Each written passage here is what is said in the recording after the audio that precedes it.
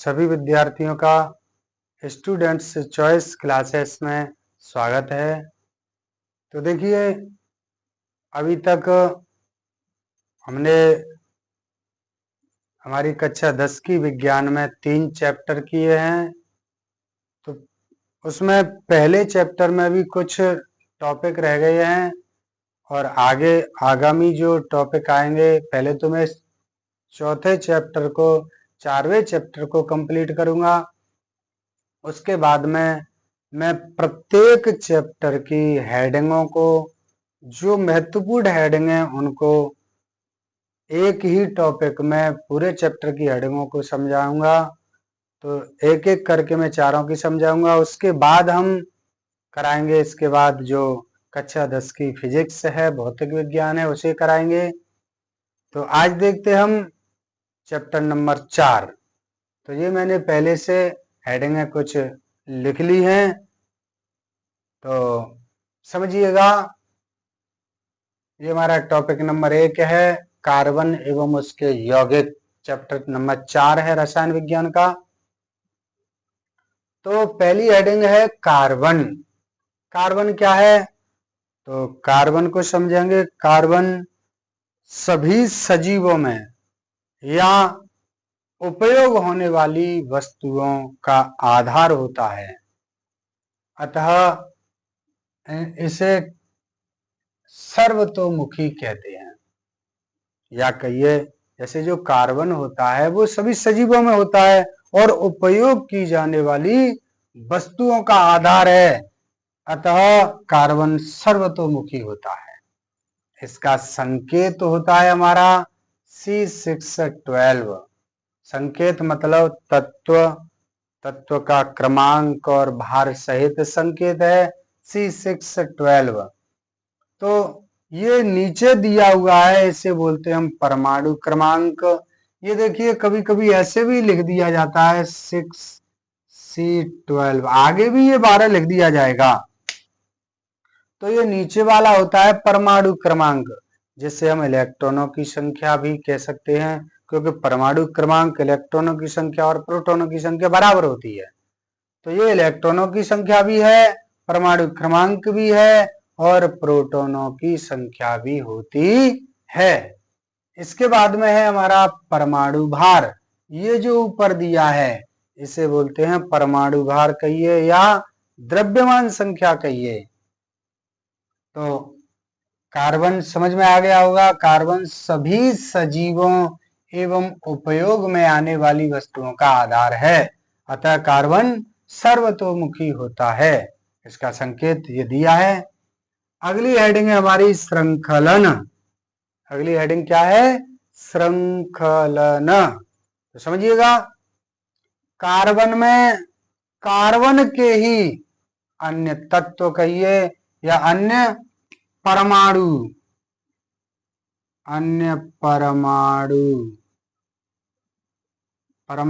के साथ, यानी कार्बन में कार्बन के ही अन्य परमाणुओं के साथ आबंध या कहिए बॉन्ड बनाने की अद्वितीय क्षमता होती है।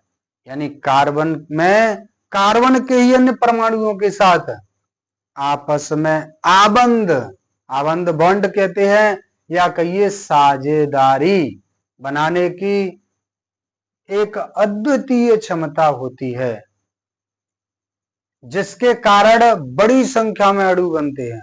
जिसके कारण बड़ी संख्या में अणु बनते हैं, तो इस गुण को हम श्रृंखलन कहते हैं।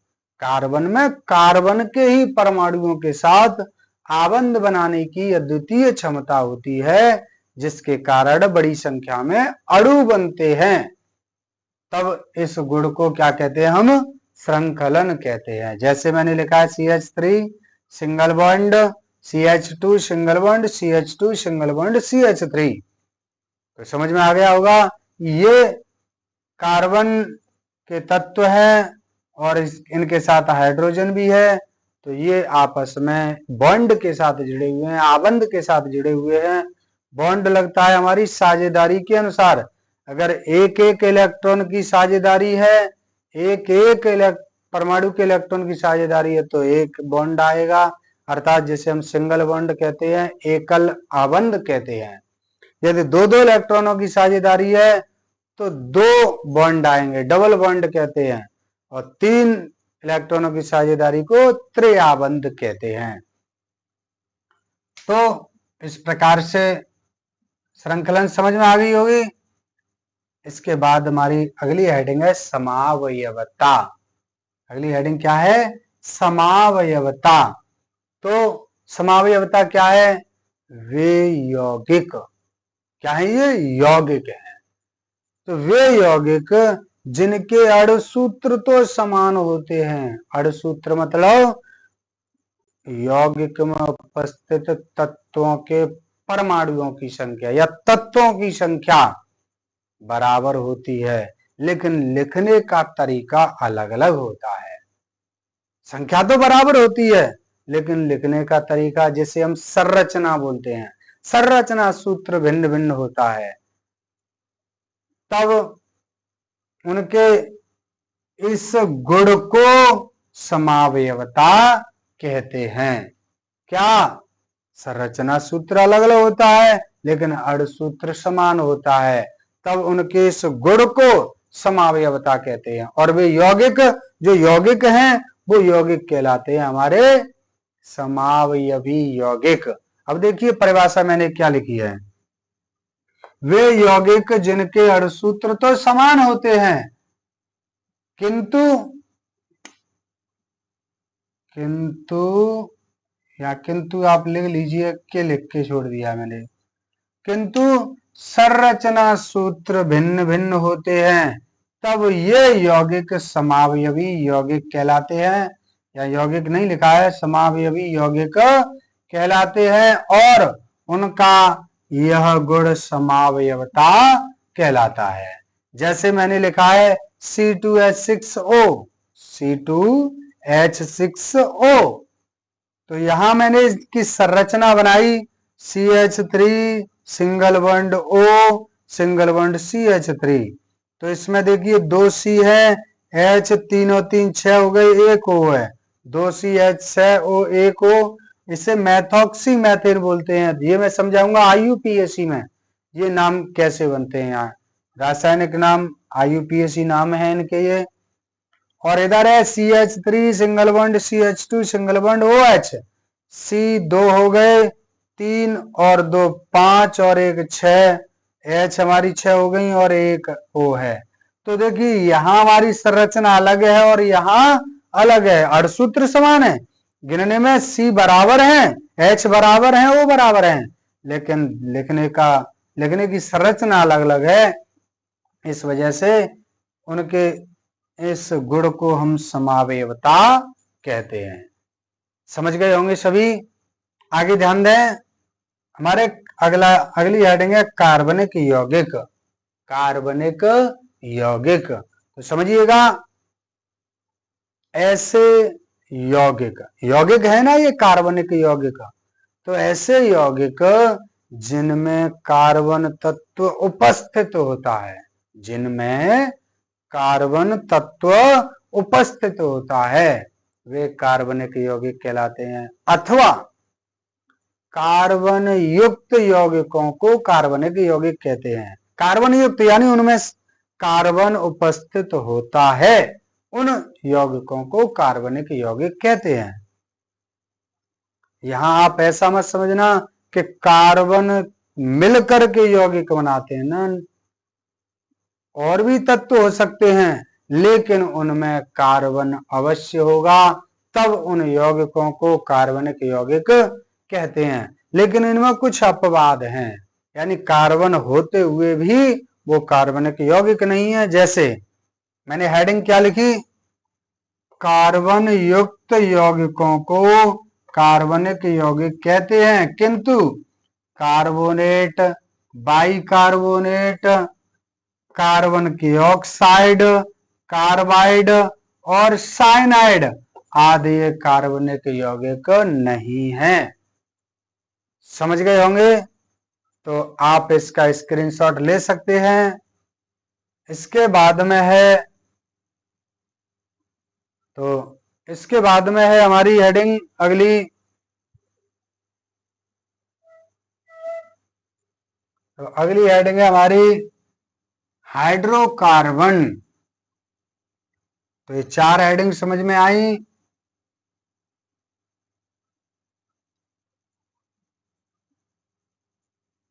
सभी विद्यार्थी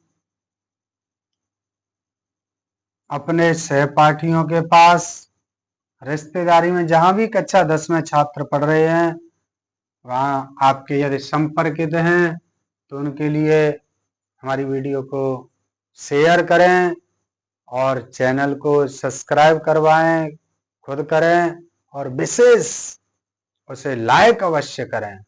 और सब्सक्राइब करने के बाद बेल आइकन जरूर दबाइए, क्योंकि बेल आइकन से क्या होता है कि हमारी जो भी वीडियो अपलोड होती है तो तुरंत आपके पास मैसेज जाएगा, आप उस वीडियो का लाभ फ्री उठा सकते हैं। तो सभी से निवेदन है, वीडियो को लाइक, सब्सक्राइब और शेयर जरूर करें। अगली हेडिंग है हमारी हाइड्रोकार्बन। हाइड्रोकार्बन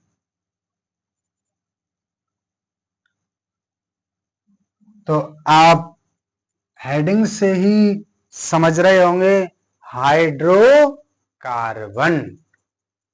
हाइड्रोकार्बन का मतलब ऐसे पदार्थ, ऐसे तत्व तो हो नहीं सकते, ऐसे यौगिक जिनमें केवल हाइड्रोजन और कार्बन तत्व उपस्थित होते हैं। वे पदार्थ जिनमें केवल हाइड्रोजन एवं कार्बन तत्व ही उपस्थित होते हैं, उपस्थित होते हैं, हाइड्रोकार्बन कहलाते हैं। हाइड्रोकार्बन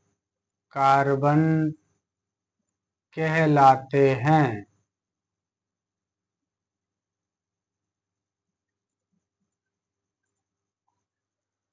तो आप समझ गए होंगे, जिन तत्वों में केवल हाइड्रोजन और कार्बन तत्व ही उपस्थित होता है वे हाइड्रोकार्बन कहलाते हैं। अब हमारे हाइड्रोकार्बन 2 प्रकार के हैं। हमारे हाइड्रोकार्बन कितने प्रकार के हैं? 2 प्रकार के। ये 2 प्रकार के हैं या होते हैं। नंबर 1 संतृप्त हाइड्रोकार्बन, हाइड्रोकार्बन। और नंबर 2 असंतृप्त हाइड्रोकार्बन, हाइड्रोकार्बन। तो इसमें हमारी पहले नंबर की हेडिंग है संतृप्त हाइड्रोकार्बन। संतृप्त हाइड्रोकार्बन, पहले इसे समझिए। संतृप्त हाइड्रोकार्बन तो ऐसे हाइड्रोकार्बन, क्या है ये हाइड्रोकार्बन के प्रकार हैं? तो ऐसे हाइड्रोकार्बन जिनमें केवल सिंगल आबंध द्वारा या एकल आबंध द्वारा हाइड्रोकार्बन जुड़े होते हैं। ऐसे हाइड्रोकार्बन जिसमें तत्व सिंगल आबंध यानी एकल आबंध द्वारा जुड़े होते हैं उन्हें क्या कहते हैं? संतृप्त हाइड्रोकार्बन कहते हैं। ऐसे हाइड्रोकार्बन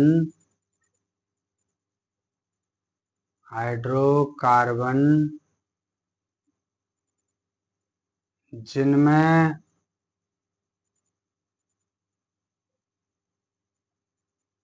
तत्व कहिए, पदार्थ कहिए, पदार्थ एकल आबंध द्वारा जुड़े होते हैं।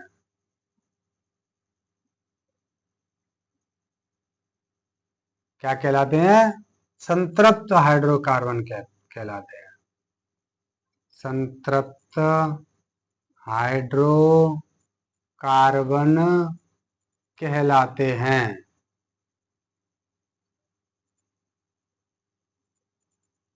इसका सामान्य सूत्र होता है, सामान्य सूत्र होता है हमारा CnH2n+2।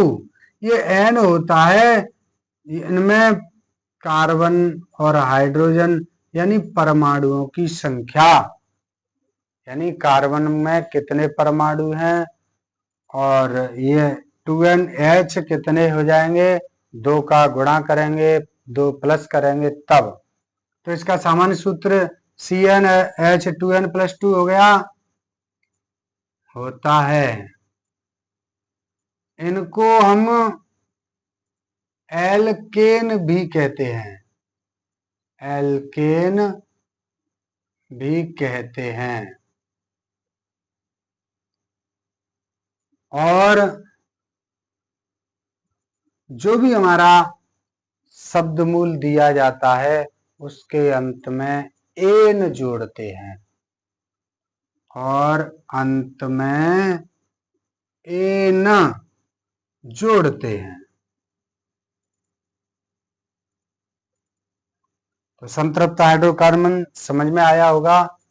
ऐसे हाइड्रोकार्बन जिनमें पदार्थ एकल आबंध द्वारा जुड़े होते हैं उन्हें हम क्या कहते हैं, संतृप्त हाइड्रोकार्बन कहते हैं। इनका सामान्य सूत्र होता है CnH2n+2, और इनको एल्केन कहते हैं क्योंकि इनके अंत में एन जुड़ा, और एल्केन के कारण इनके अंत में एन जोड़ते हैं हम।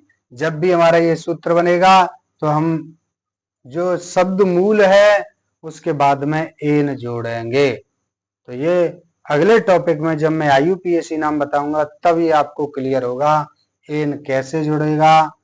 इसमें पूर्व लग्न, अनुलग्न, प्राथमिक, ये शब्द मूल ये सभी आएंगे। नंबर 2 है हमारा असंतृप्त हाइड्रोकार्बन, हाइड्रोकार्बन असंतृप्त हाइड्रोकार्बन। तो असंतृप्त ऐसे हाइड्रोकार्बन जिसमें कार्बन परमाणु या पदार्थ कहिए, कार्बन परमाणु द्वि या त्रि आबंध द्वारा जुड़े होते हैं। ऐसे हाइड्रोकार्बन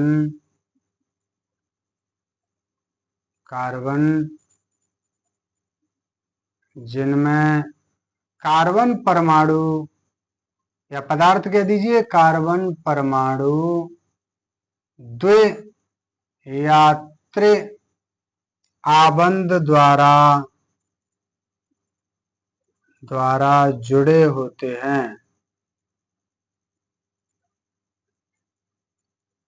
असंतृप्त हाइड्रोकार्बन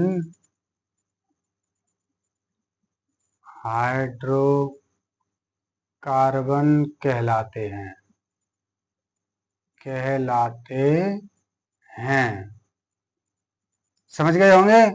ये भी 2 प्रकार के होते हैं, ये 2 प्रकार के हैं, क्योंकि द्वयाबंध या त्रियाबंध, तो द्वयाबंध वाले को हम नंबर 1 एल्केन कहते हैं, एल्केन। तो इसे हेडिंग बना दें, यानी जिसमें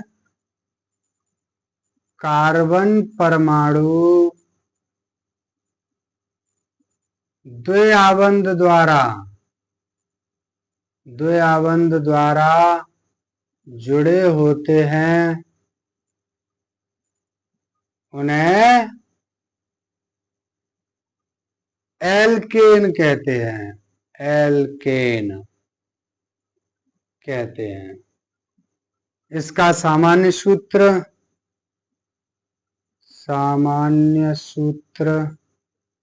ये CnH2n होता है, और अंत में ईन जोड़ते हैं, ईन जोड़ते हैं। तो समझ गए होंगे विद्यार्थी, ध्यान दिया करें सभी। यानी इसमें देखिए, जब सिंगल बॉन्ड आएगा, एकल आबंध आएगा, एकल आबंध, तब हम एन जोड़ेंगे, और जब द्वय आबंध आ जाएगा तो ईन जोड़ेंगे। ये ईन, ये द्वय आबंध है। और नंबर इसका सेकंड है एल्काइन, एल्काइन। तो इसमें देखिए द्वय, यहां मैंने द्वय और त्रि लिखाया था, द्वय वाले को पहले से कर दिया और त्रि वाले को दूसरे से, जिसमें कार्बन परमाणु त्रिआबंध द्वारा जुड़े होते हैं,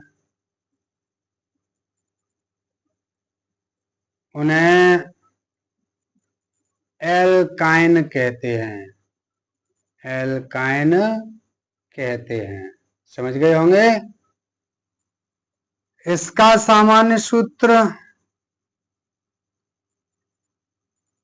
सामान्य सूत्र CnH2n-2 होता है, और अंत में आयन जोड़ते हैं, आयन जोड़ते हैं। तो यहां तक समझ गए होंगे सभी विद्यार्थी। ये हमारी कुछ हेडिंग हैं, दो रूपों में आपको मिली। तो आगे सभी विद्यार्थियों से मैं बार बार यही कहूंगा, आप मेरे चैनल को सब्सक्राइब शेयर जरूर करें, और लाइक को तो कैसे भी ना भूलें। तो देखिए, एक दो हेडिंग और मैं करा दूं, क्योंकि ऐसे ही लिख के वीडियो बना रहा था, लेकिन वो वीडियो पहले चालू हो गई और फिर उसके बाद में अपने आप बंद हो गई, तो वो हेडिंग लिख गई। इस वजह से पहले समझाई थी मैंने वो।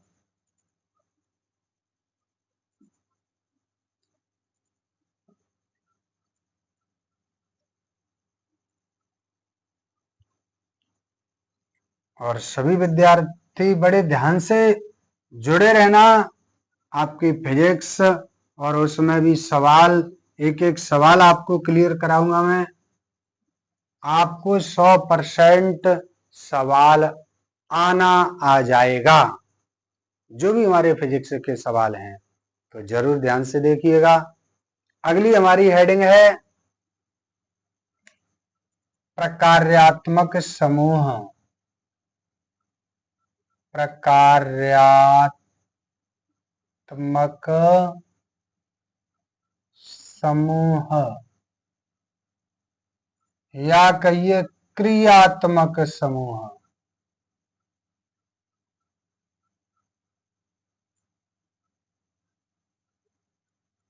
यानी प्रकार्यात्मक समूह या क्रियात्मक समूह। तो इसमें क्या है, देखिए पूरा चैप्टर हमारा कार्बन पर ही टिका हुआ है। किस पर टिका है? कार्बन पर। तो इसमें क्या है,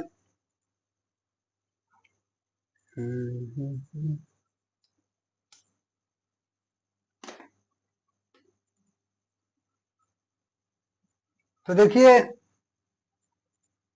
किसी परमाणु कहिए, किसी परमाणु या परमाणु में, यानी जितने भी कार्बन युक्त परमाणु हैं, जब कोई परमाणु कहिए या परमाणुओं का वह समूह जो कार्बनिक यौगिकों के एक विशिष्ट गुण को दर्शाता है।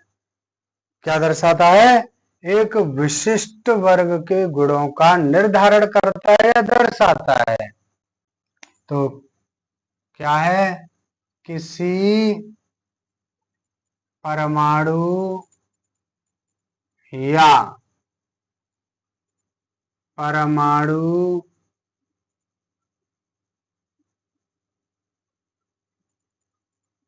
परमाणुओं का वह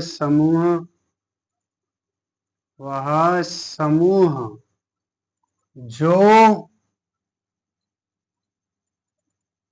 कार्बनिक यौगिकों के कार्बनिक यौगिकों के एक निश्चित वर्ग के गुणों का निर्धारण करता है प्रकार्यात्मक समूह कहलाता है। प्रकार्यात्मक समूह कहलाता है या क्रियात्मक समूह कहलाता है। तो यहां तक समझ गए होंगे, यानी परमाणु या परमाणुओं का वह समूह जो कार्बनिक यौगिकों के एक निश्चित वर्ग, जो कार्बन के यौगिक है उनको उनके निश्चित वर्ग के गुणों का निर्धारण करता है, प्रकार्यात्मक समूह कहलाता है। तो जैसे प्रकार्यात्मक समूह में क्या है हमारा, मान लीजिए कोई एक तत्व है, जैसे कहिए CH3OH, तो इसमें हमारा प्रकार्यात्मक समूह हुआ OH है। और एक है हमारा जैसे CH3NH2, तो इसमें हमारा ये NH2 क्या है, ये प्रकार्यात्मक समूह है। मैं देखिए CH3OH में OH हो गया और CH3NH2 में NH2 हो गया हमारा प्रकार्यात्मक समूह।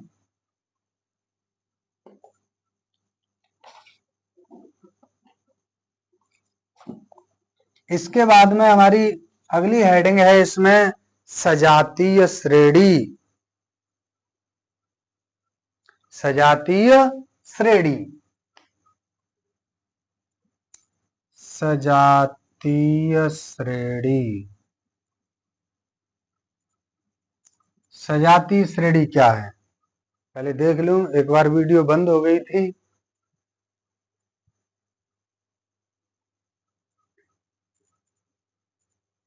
तो सजातीय श्रेणी में क्या है, कार्बन के जो भी यौगिक हैं उनको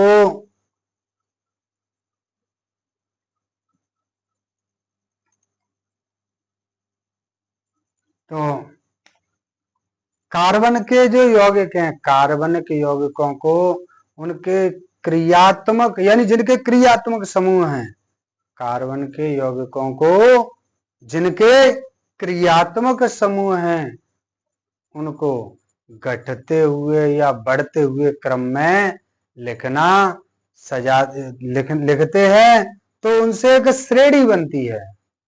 यानी जब उनको घटते हुए या बढ़ते हुए क्रम में लिखते हैं तो उनके द्वारा एक श्रेणी बनती है जिसे हम सजातीय श्रेणी कहते हैं। तो कार्बन या कार्बनिक यौगिकों को जिनके क्रियात्मक समूह होते हैं, क्रियात्मक समूह हैं, घटते या बढ़ते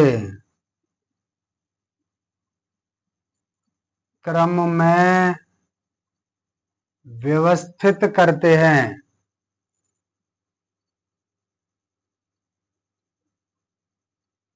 घटते या बढ़ते, चलो अणुभार कर दीजिए, अणुभार के क्रम में लिखने से एक श्रेणी बनती है जिसे सजातीय या समजातीय श्रेणी कहते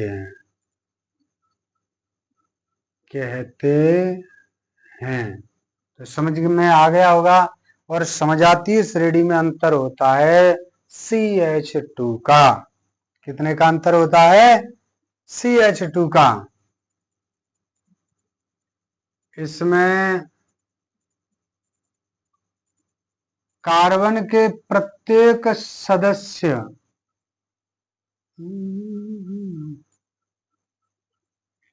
इसमें जैसे दो क्रमागत पदार्थों के बीच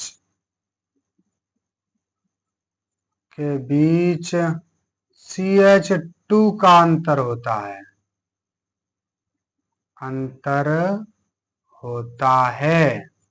जैसे ये हमारा CH4 है। कितना है? CH4। इसके बाद में जब आएगा तो C2H6, एक C यहां से बढ़ा और 2H ये बढ़ा। तो मैंने कहा था कि बीच CH2 का अंतर होता है, एक C और 2H। इसके बाद में C3H, तो ये देखिए एक C और बढ़ गया तो H2 8 हो गए। C4 हुआ तो H कितने हो गए? 10 हो गए। C5 हुआ तो H 12 हो गए। तो आद ये हमारे क्या हैं? ये हमारे एल्केन हैं।